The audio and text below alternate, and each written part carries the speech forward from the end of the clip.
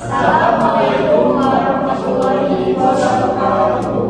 Perkenalkan, kami dari kelompok 2. Kali ini kami akan mempresentasikan materi mengenai modul input dan output dari mata kuliah arsitektur komputer.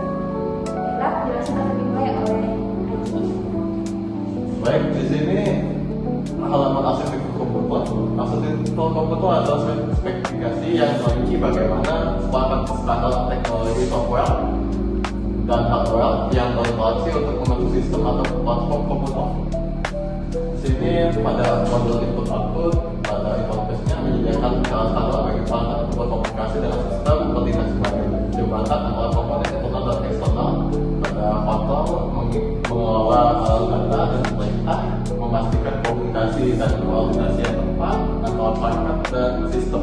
Pada bab lain menyimpan data sebelum atau setelah pemrosesan, mungkinnya perangkat beroperasi pada kecepatan yang berbeda tanpa mengganggu kinerja sistem.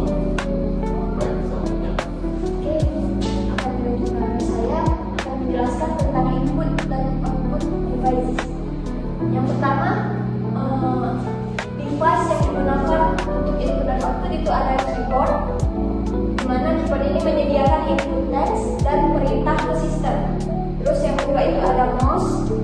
Mouse berfungsi untuk menyediakan input grafis, mengontrol gerakan kursor, dan berinteraksi dengan objek di layar. Yang ketiga itu ada printer. Printer berfungsi untuk menghasilkan salinan cetak dokumen dan gambar. Yang terakhir ada monitor. Monitor berfungsi untuk menampilkan output visual dari komputer. Selanjutnya itu komunikasi input dan output.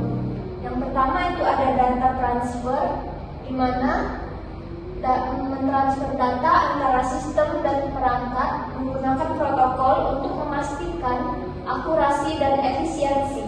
Yang kedua itu ada interrupt handling, yang memberi sinyal kepada CPU ketika perangkat membutuhkan perhatian, sehingga memungkinkan respon yang tepat waktu dan manajemen sumber daya yang efisien. Yang ketiga itu adalah error detection, di mana error detection ini memverifikasi integritas data selama transmisi, memastikan transfer data yang akurat dan mencegah kerusakan data. Selanjutnya akan dilanjutkan oleh Anda. Oke, selanjutnya yaitu memory dan storage hierarchy. Pertama ada cache. Cache ini adalah perangkat yang tercepat dan terkecil, menyimpan data yang sering digunakan untuk akses cepat. Selanjutnya ada RAM. RAM mempunyai kecepatan dan ukuran menengah, menyimpan data yang aktif dan proses. Lalu selanjutnya ketiga yaitu SSD, lebih kencang daripada hard disk, menyimpan program dan data untuk menggunakan jangka panjang. Dan terakhir adalah hard disk atau HDD. HDD adalah penyimpanan yang paling lambat di antara keempat ini, tetapi penyimpanannya yang paling besar, yaitu menyimpan data. Selanjutnya Central Processing Unit atau CPU. Di dalam CPU terdapat 3 buah. Yang pertama control unit, fungsinya untuk mengelola eksekusi instruksi, mengendalikan aliran data dan operasi di dalam CPU. Selanjutnya ada Arithmetic Logic Unit atau ALU, berfungsi untuk melakukan operasi aritmatika dan logika pada data yang penting untuk perhitungan dan pengambilan keputusan. Selanjutnya ada register. Register adalah unit penyimpanan berkecepatan tinggi yang menyimpan data dan hasil antar selama perhitungan, memungkinkan pemrosesan yang cepat dan efisien.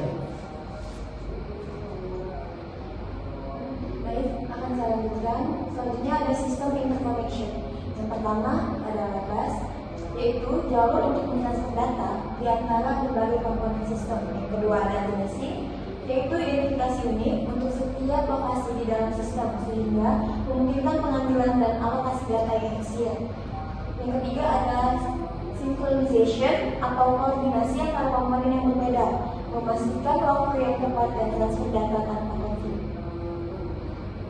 Selanjutnya ada thread in computer architecture. Yang pertama ada multi-core, yaitu beberapa unit pemrosesan dalam satu CPU, meningkatkan kinerja dan kemampuan pemrosesan paralel. Kemudian yang kedua ada parallel computing, yaitu mendistribusikan tugas pemrosesan di beberapa CPU atau komputer, memaksimalkan efisiensi, dan juga menangani beban kerja yang kompleks.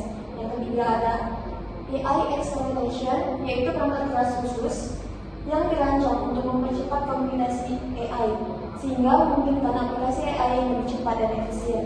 Dan yang keempat ada quantum computing, yaitu teknologi baru yang memanfaatkan mekanika kuantum menjanjikan kemajuan revolusioner dalam daya komputasi. Baiklah, itu dia presentasi dari kami. Semoga bisa dipahami dan dapat bermanfaat untuk kedepannya. Kami tutup. Wassalamualaikum warahmatullahi wabarakatuh.